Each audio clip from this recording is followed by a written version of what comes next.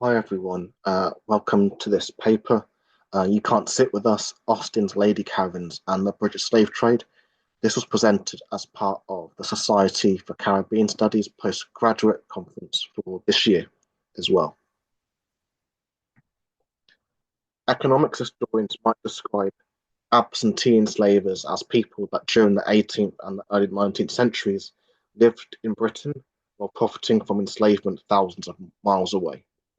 Through the compensation records, this paper thinks about Jane Austen's white women in this way in historical costumer Bianca Hernandez Knight's synthesis of Lady Karen de Bourgh, which spawned from Pride and Prejudice's Lady Catherine de Bourgh, which came to define wealthy white women who used their status to police or harass, mirroring white women in fandom who do the same thing to black and other fans of colour. This paper is based on the arguments of my forthcoming chapter from Kerry Sinanan and Daisha Osborne's Jane Austen and the Making of Regency Whiteness, which also, well, my chapter also has a soft underbelly based on the film Mean Girls, where I effectively write Austen's white women as the mean girling of Regency slave ownership. Uh, Jane Austen's novels and subsequent adaptations are known for their sharp dialogue, memorable characters, and commentaries of early 19th century societal norms focused on white women's love interests, love lives, and preoccupations with extreme wealth, marriage, and social standing. The place of colonization, enslavement, and empire is not as popular as one might expect in most texts. Edward Said made an intervention back in the 1990s in his book Culture and Imperialism about Mansfield Park in terms of absentee slave ownership. Yet, as far as adaptations are concerned, even the more recent ones, with the inclusion of Black and Asian characters, commentaries of empire are manifestly absent. Although Jane's novels in large did not wide scale commentate on those links explicitly between white escapism into the countryside and slave ownership, this is where adaptation could have expanded but chose to blindly follow precedent.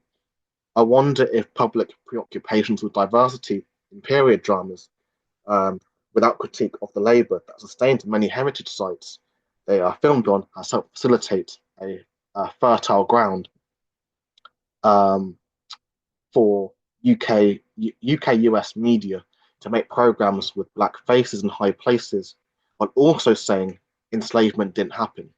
Whilst we could have both, if we while we could have had both, if they were going to do it, they probably would have already.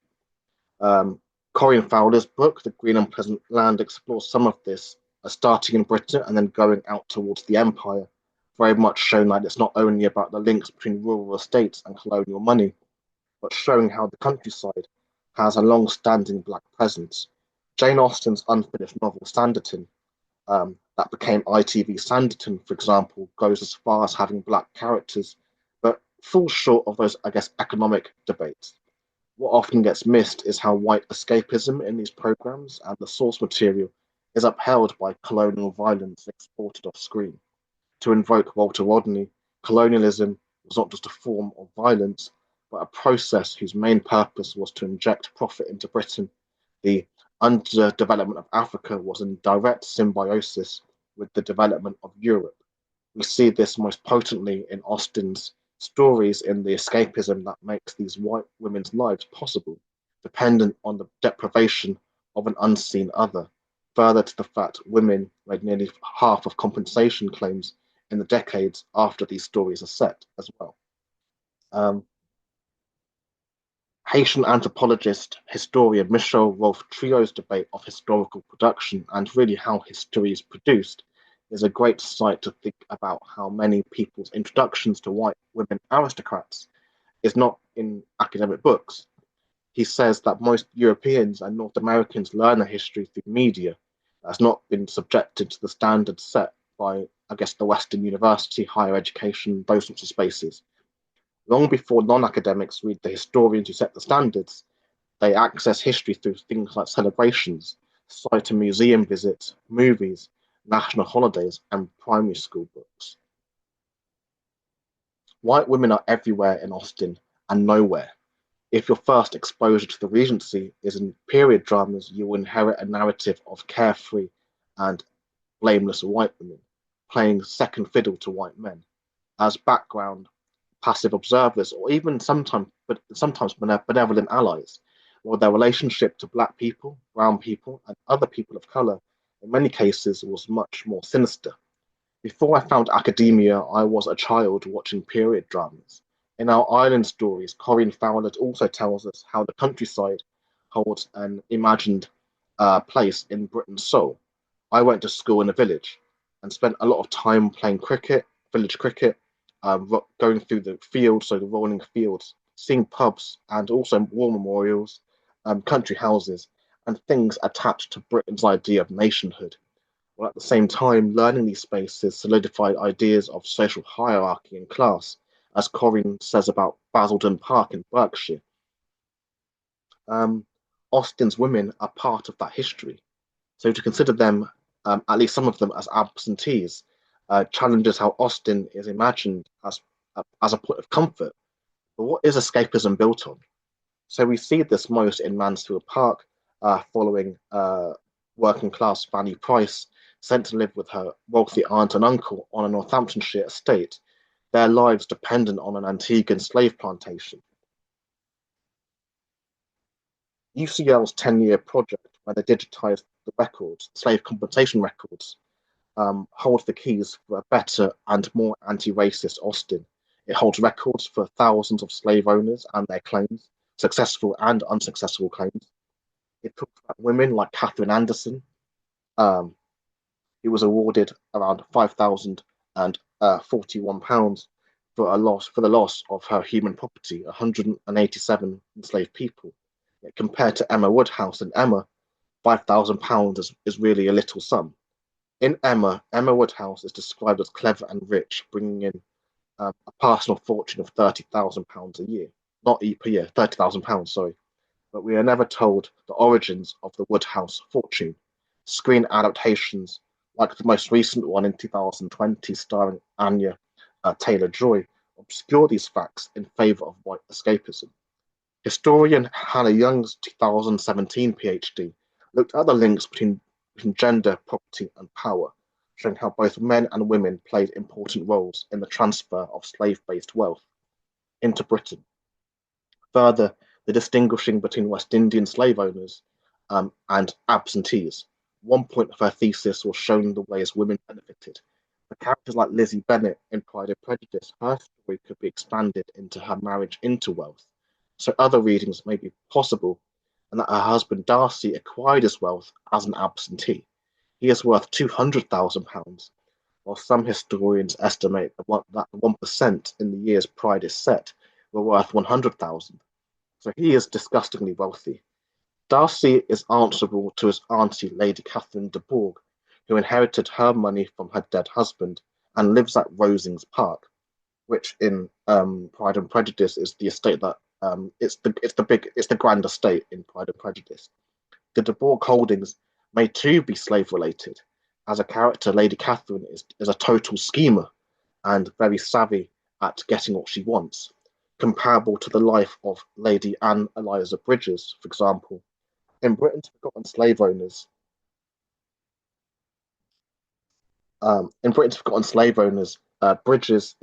Brydges. Uh, Hannah Young tells us that Hannah Young, reading from letters, tells us that Brydges is incredibly knowledgeable about plantation ownership and is very assertive about what she wants doing on the plantation. For example, she orders the sugarcane trenches to be dug crosswise rather than perpendicular. She is keen to ensure that there is fresh manure to improve the quality of the soil. And then in the letter, she says, I'm extremely concerned at the death of the Negro Bacchus, Brydges writes. The reason she is so concerned, says Young, is because he is essential to the stillhouse, and she hopes his loss isn't replaceable. Brydges isn't actually concerned about really the loss of life, um, but the loss of labor, resources. The economics of slave compensation illustrate how 20 or so years, 20, 30 so years after Austen's heyday, um, The characters in those stories were probably lining up in London to stake their claim. It is within that destructive history that the records may allow other readings of Austen and the continued colonial erasure also in screen adaptation too. Earlier romance texts like Tom Jones, which was adapted in 2022, gives another example with Lady Bellaston, who was independently and unexplainably wealthy in the 1740s. Amor Asante's film Belle, set in the 1780s, also writes white women as almost just annoyingly racist or allies, but ultimately support to the white men.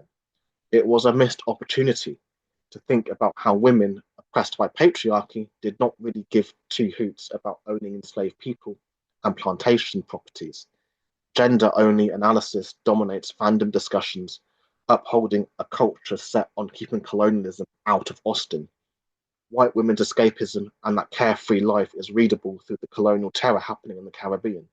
In Ang Lee's Sense and Sensibility, Marianne Dashwood is saved by Colonel Brandon after getting lost in the rain, later developing a serious illness in the backdrop of the rural countryside made by enslavement in the Caribbean. Black walkers at stately homes wander the ground that period dramas use as filming sites. Christina Sharp's In the Wake explores the enduring impact of enslavement on Black life using the idea of the wake um, to see how Black life is shaped in a world where the logic of enslavement never left.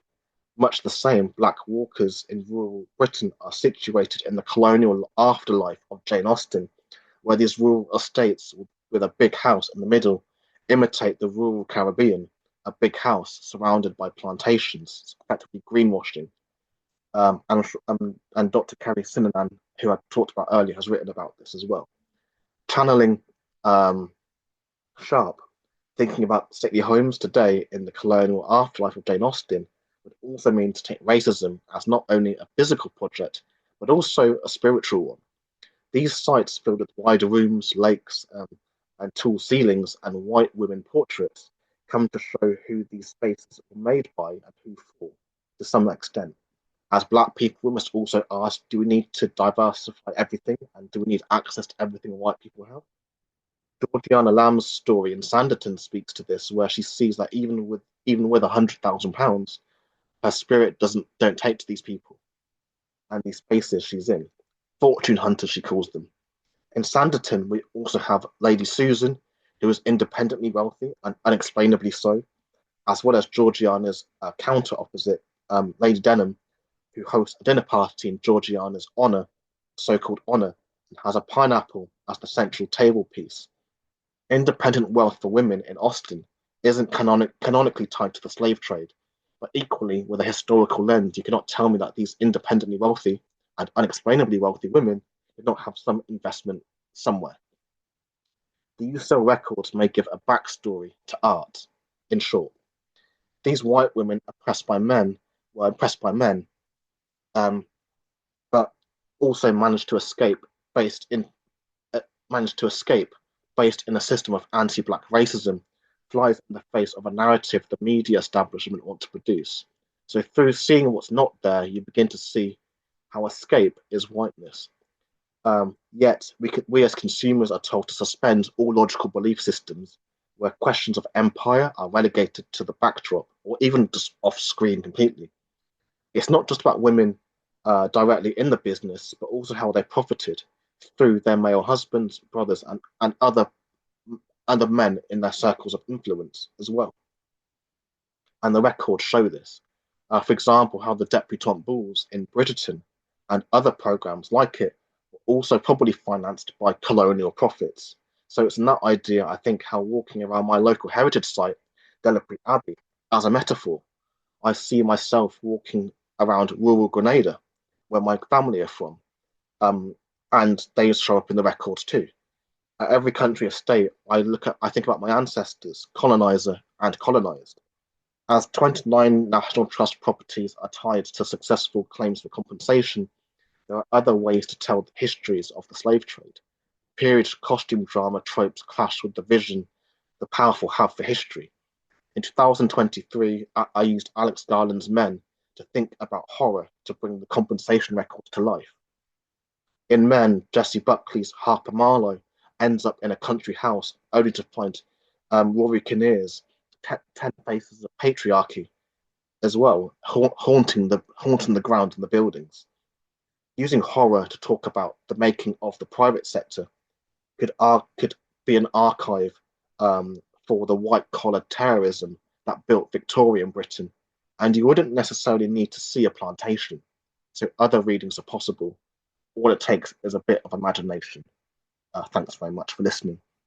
And as always, if you've got questions and comments, leave them in the comment section, or you can send me an email to tradeventor.com/contact.